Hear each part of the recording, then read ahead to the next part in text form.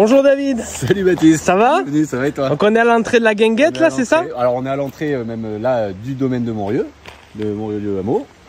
Et donc tu rentres dans un grand domaine qu'on va aller voir progressivement. Et là tout de suite à l'entrée, tu as la guinguette, le petit restaurant qui est ouvert tout l'été. On y va aller voir ensemble. Bonjour messieurs dames. J'ai une franche intention de dire il est encore possible de créer des espaces de travail en cuisine et en salle, en restauration, où on est capable de se marrer, de prendre du plaisir et de régler un petit peu ce déficit de pénurie et de non-envie de travailler dans des boulots qui sont très lourds, où plus personne n'a envie. Et j'ai envie de trouver les moyens, la méthode de le faire, et c'est une des grandes missions que je me donne ici. Ouais. Et ici ça marche? Bah, c'est en train de... chaque jour à la fois, on est en train de déjà de monter un restaurant. Donc, on cherche des cuisiniers. Et là, on cherche des cuistots qui ont la même envie que moi. C'est ça. Mais le lieu est magnifique quand même. Bah ouais, oui. Voilà, déjà, ça c'est un argument. Est-ce que tu as envie de bosser ici? Voilà, ceux qui veulent venir travailler ici, c'est now, c'est maintenant, on ouvre. Et Jacques est tout seul. Les blagues, j'ai retenu. C'est le pire interview du monde. Ouais. Là c'est sérieux. Là c'est sérieux, tu peux y aller, tu peux tâter, j'ai pas les bulles là, donc tu peux pas tester le terrain, mais tu vois c'est du vrai terrain sérieux quoi. Et ça dit des choses sur la convivialité. Ça dit des choses sur la convivialité, exactement. Tu peux distinguer un petit peu au fond, là ça a été complètement retravaillé en potager, donc là-bas c'est tous les courges, les melons, les pastèques. Ça c'est nouveau ça.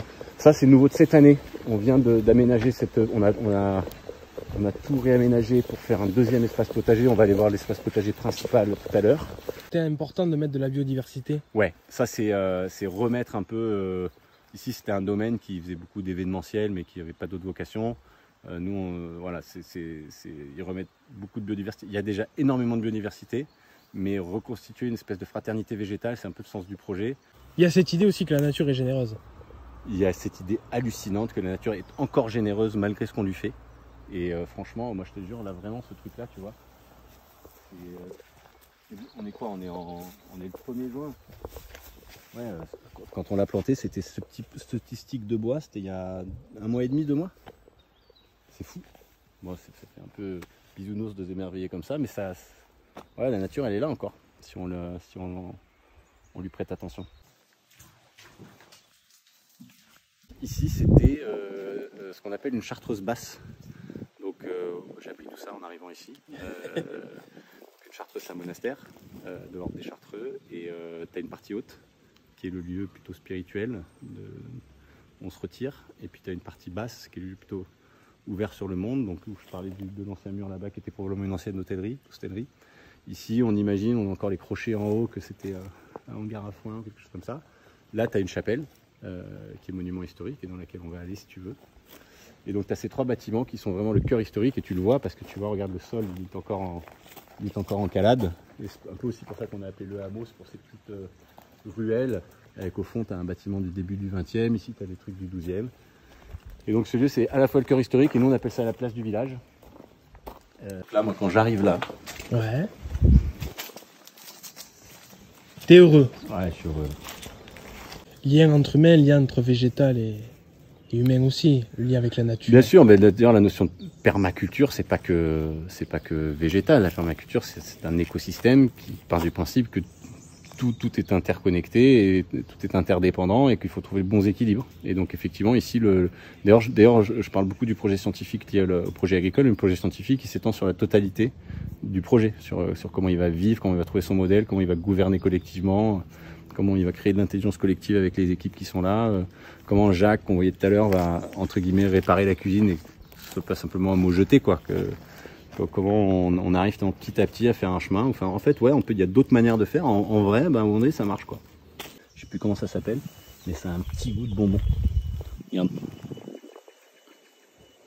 Ça comme ça les enfants au début ils se méfient, t'as vu? Au début ils se méfient, ils font waouh, c'est dingue. Ouais.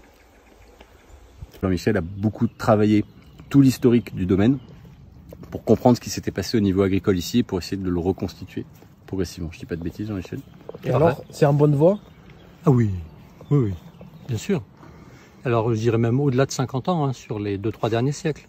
Sur les 2-3 derniers secteurs. Sur les 50 ouais. dernières années, je suis un peu moins fort. Mais l'agriculture jusque dans les années 50, oui. Alors l'agriculture, culture légumière, fruitière, céréaliculture, la monoculture, ça m'intéresse pas beaucoup. Voilà. Mais c'est justement comment les systèmes complexes anciens ont disparu au profit de la monoculture.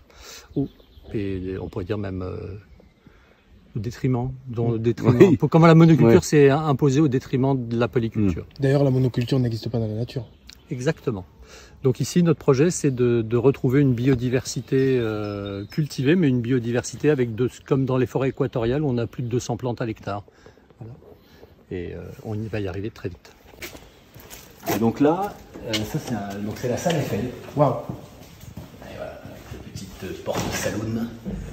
Tu peux taper du pied quand tu es un petit peu énervé, tu vois. Et ouais, bah, tu vois, tu as des ferronneries exceptionnelles, un sol, des peintures. Là, c'est dans son jus. C'est dans son jus, mais nous, on adore. C'était quoi comme bâtiment? Il n'y avait rien là, il n'y avait même pas de plancher. Il n'y avait absolument rien, donc ça c'est du béton de chambre. C'est un matériel éco-sourcé qui est isolant, que notre assistant maîtrise d'ouvrage nous a proposé pour faire une isolation. Et donc là, ouais, tu vois, on a fabriqué 4 chambres.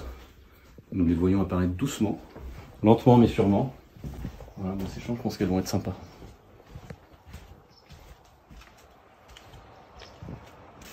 Donc, on est où là?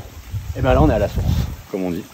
Donc, il y a ce fameux Rieuffray, qui est le petit ruisseau qui parcourt tout le domaine et qui alimente tout le domaine en eau. C'est pas d'eau de ville ici, tout le domaine est alimenté par cette source. Et ben, elle prend sa source là, dans la montagne. Et elle se transforme immédiatement en un petit ruisseau de 1 mètre, 1,50 m de large. Et tu comprends pourquoi les moines s'installent ici. Ils ne s'installent pas n'importe où.